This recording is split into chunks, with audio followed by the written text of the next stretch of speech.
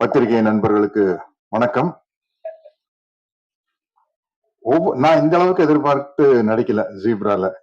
ஒவ்வொரு நாளும் வந்து பாசிட்டிவ் ரிவ்யூஸ் வந்துகிட்டே இருக்கு. அதுல ஃபர்ஸ்ட் எங்க ஊர்க்காரங்க தான், கோயம்புத்தூர் டிஸ்ட்ரிபியூட்டர்ஸ்.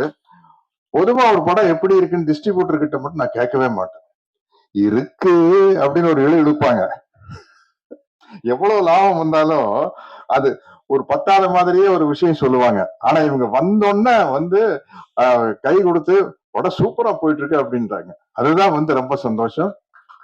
இங்க வந்ததுக்கு அப்புறம் நம்ம ப்ரொடியூசர் பாலா சார், நேற்று டெல்லியில ஹவுஸ்ஃபுல் சார் அப்படின்னு. ஹிந்தி டப்பிங் ரிலீஸ் பண்ணிட்டீங்களா? இல்ல சார், தெலுங்கு ஹவுஸ்ஃபுல் சார் அப்படின்னு. என்னடா அது நியூஸுக்கு இப்படி அள்ளிட்டு வந்துட்டு இருக்கு அப்படின்னா, சரி சார் எவ்வளவு ஸ்கிரீன்ஸ் போட்டிருக்கேன் அப்படின்னா 1000 ஸ்கிரீன் போட்டிருக்காங்களாமா இந்த படம். பெரிய விஷயங்க. இங்க என்னுடைய அன்பு தம்பி சத்தியதேவ நான் வருக வருகன்னு வரவே இருக்கிறேன். ஏன்னா அப்படி ஒரு டெடிகேட்டடான ஆக்டர் இங்க வந்து பேசினாரு. தமிழ் சரியா தெரியாது, கொஞ்சம் அட்ஜஸ்ட் பண்ணிக்கங்க அப்படின்னு. என்ன எவ்வளவு வருஷமா தெலுங்கு அட்ஜஸ்ட் பண்ணிட்டு இருக்கு. 15 வருஷமா 2008ல இருந்து நடிச்சிட்டு இருக்கிற தெலுங்குல போனோம்னா நீங்க பாத்திருப்பீங்க அந்தரைக்கு நமஸ்காரம். அதோட கட் பண்ணா அதுக்கப்புறம் வந்து இங்கிலீஷ் வேற அறகுறை. இதை வச்சுட்டு எதையோ பேசி ஒவ்வொரு தடவையும் నెక్స్ట్ పిక్చర్ లో యాక్ట్ చేసినప్పుడు నేను జరూరుగా కన్ఫామ్ గా తెలుగులో మాట్లాడతాను. இப்படியே 15 வருஷமே சொல்லிட்டு பேசுறது இல்ல.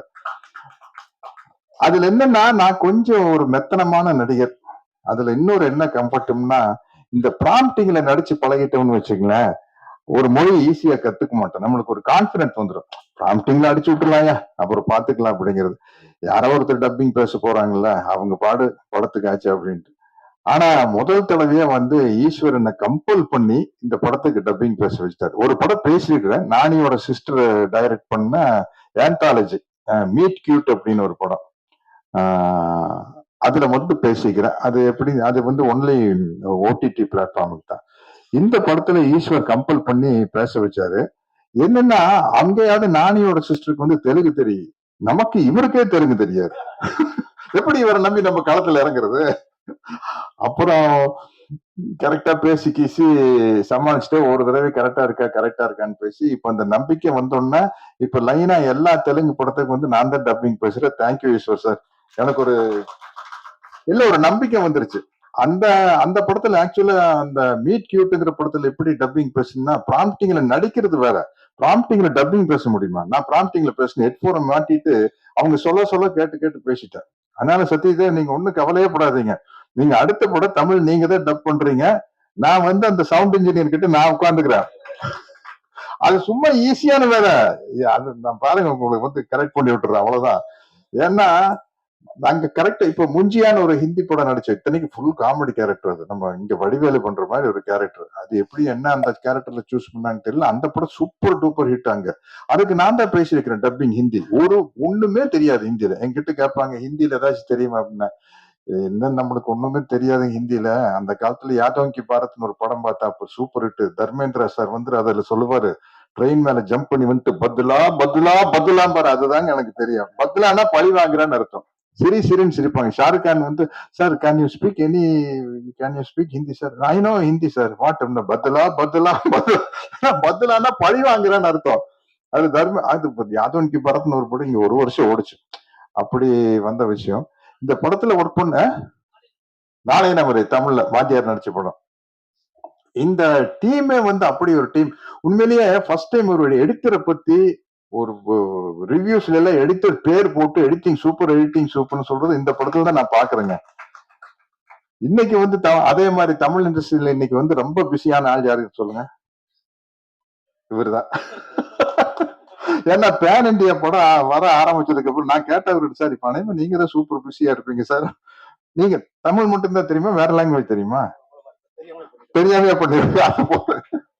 ஏன்னா எல்லா லாங்குவேஜுக்கு நம்ம பேசிடலாம். இந்த அளவுக்கு எனக்கு இங்க எல்லாரும் வந்து நம்ம ஆளுங்க. அதனால வந்து பாலா சார் வந்து இதுக்கு போட்ட எஃபர்ட், அந்த பாலா சாருடைய தைரியம், இந்த ஸ்கிரிப்ட் மேல வச்ச தைரியம், சத்தியமா சொல்றேன். சத்தியத்துல எனக்கு நம்பிக்கை இல்லை, சாரி, உண்மையா சொல்றேன். ஏன்னா அது வேற, ஆஹா நாத்திகன் சத்தியராஜ் சத்தியமாக என்று சொல்லி விட்டார் அப்படின்ட்டு, அது வேண்டாம். உண்மையிலேயே பாலா சார் வந்து நீங்க ஒரு பெரிய எக்ஸாம்பிளா வச்சுக்கோங்க ப்ரொடியூசர்ஸ் எல்லாம். ஏன்னா வந்து தயவு செய்து ஒரு படம் பண்ணையில ஸ்கிரிப்ட படிங்க படிங்க படிங்க படிச்சு பார்த்து இது பெரிய அலசி ஆராய்ஞ்சு அப்புறம் இறங்குங்க. தயவு செய்து அறகுறையா வந்து படம் எடுக்கிறேன்னு வந்துடாதீங்க. ஏதோ ஒரு படம் எடுக்கணுமேன்னு வந்துடாதீங்க. கொஞ்சம் ஏன்னா மத்தவங்க எல்லாம் காசு வாங்குறவங்க, நீங்க ஒரு ஆள் தான் காசை போடுறவங்க. அது என்ன மாதிரி கேரக்டர் ஆர்டிஸ்டுக்கு இன்னும் ஜாலி. நம்ம ஒரு 10 படம் நடிக்கிறோம். ஆனா போகிட்டே 2 படம் போனாலும் ஓகே, வந்தாலும் ஓகே அப்படி இருப்போம். ஆனா ப்ரொடியூசர் வந்து இந்த அளவுக்கு டெடிகேட்டடா இருந்தா தான் ஜெயிக்க முடியும். அந்த அளவுக்கு எஃபர்ட் போட்டு பண்ணிருக்காரு பாருங்க. அப்புறம் நம்ம மறுபடியும் சொல்லணும், சத்யதேவ பத்தி தான் சொல்றேன். அவரு சொல்றாங்க பாருங்க, இந்த படத்துக்கு எந்த அளவுக்கு ப்ரமோட் பண்ணாருன்னு பாலா சார் தான் சொல்லியிருக்காரு. நான் உண்மையிலேயே சொல்றேன், நீங்க நம்ப மாட்டீங்க. நான் தியேட்டர்ல போய் படமே அமைதிப்படை படத்தை நான் இதுவரை தியேட்டர்ல பார்த்தது இல்லைங்க. உண்மையிலேயே பார்த்தது இல்ல. பார்த்துட்டு வந்து படம் சூப்பரா இருக்குன்னு சொல்லுவாங்க. அத அவ்வளவுதான். வால்டர் வெற்றிவேலை பார்த்தது இல்ல. நான் நடிச்ச பெரிய பெரிய படம் நான் தியேட்டருக்கே போய் பார்க்கறது இல்ல. ஏன்னா எனக்கு என்னமோ அதுல டென்ஷனே இருக்கிறது இல்ல. நல்லா இருந்தா ஓட போகுதுப்பா அப்படின்ட்டு. ஒரு தடவை மிஸ்டர் பாரத் ரெடி ஆயிட்டு துளசி அண்ணன் தானே அதுக்கு பிஆர். மிஸ்டர் பாரத் ரெடியா மிஸ்டர் பாரத் படம் ரிலீஸ் ஆயிருச்சு. நான் ஏவிஎம் கார்டன் தியேட்டர்ல விடுஞ்சா கல்யாண படம் டப்பிங் தியேட்டர் பேசிட்டு இருக்கிறேன். திடீர்னு ரஜினி சார் வந்துட்டார். சார் சார் சார் வாங்க சார் அப்படின்னு. சத்யராஜ் எப்படி படம் நீங்க தியேட்டர்ல பாத்தீங்களா மிஸ்டர் பாரத் இப்படியா அப்படியா எப்படி எப்படி எப்படி எப்படி சார் நான் ஒன்னும் விசாரிக்கல சார். ஏன்னா உங்களுக்கு டென்ஷனா இருக்காத ஒரு படம் ரிலீஸ் ஆகல. இல்ல சார் நடிச்சிட்டோம், நல்லா ஓடுச்சுன்னா 10 ப்ரொடியூசர் வர போறாங்க, நல்லா ஓடலன்னா ஒரு மாசத்துக்கு நம்ம வீட்டு பக்கம் ஆள் இருக்காது, அவ்வளவுதானே சார். அப்படி எப்படி இவ்வளவு கூலா இருக்கீங்க அப்படின்னாங்க. அப்படின்னு கேட்டாரு. அது மாதிரி பெரிய ஒரு டென்ஷன் ஆயிக்கிற பார்ட்டி இல்ல. பட் ஆக்சுவலா ஒரு ஹீரோன்னு உங்களை மாதிரி தான் இருக்கணும். இந்த மாதிரி டாலி தனஞ்சயன் அவர் வரல. அவங்க எல்லாருக்கும் பாராட்டுகள். சத்யா, இன்னொரு ஆக்டர் சத்யா நம்ம பேர்ல அவர் இருக்காரு, காமெடி ஆக்டர். அவர் சீன் எல்லாம் வந்து தியேட்டர்ல தெரிக்குதுன்னு சொல்லிட்டாங்க. அதே மாதிரி இந்த படத்தினுடைய ஹீரோயின் யாரு பாருங்க. ஹீரோயினை பத்தி நான் தான் பேசுறேன். நியாயப்படி ஹீரோ பேசிருக்கணும். ஹீரோயினை பத்தி ஹீரோ இல்ல பேசணும். நான் அப்பா வேஷத்துல இருக்கிற நான் பேசுறேன் பாருங்க. பிரியா பவானி சங்கர் வந்து ஹேட்ரிக் அடிச்சிருச்சுல்ல. 3 படம் கண்டினியூஸா சக்சஸ். பாருங்க டிஸ்ட்ரிபியூட்டர் ஆமான்ட்டாங்க எங்க ஊருக்காரங்க. ரொம்ப அதுக்கு மட்டும் நல்லா தலையாட்டுறாங்க. பிரியா பவானி சங்கர் ஹேட்ரிக் அடிச்சிருச்சுன்னு. அதனால இப்போ ஒரு சந்தோஷமா இருக்கு. தொடர்ந்து பாசிட்டிவ் ரிவ்யூஸ் வந்துட்டு இருக்குது. அது காரணம் வந்து பத்திரிகை நண்பர்களாகிய நீங்களும் அந்த படத்துக்கு பாசிட்டிவ் ரிவ்யூ கொடுத்த ரசிக பெருமக்களும் தான்.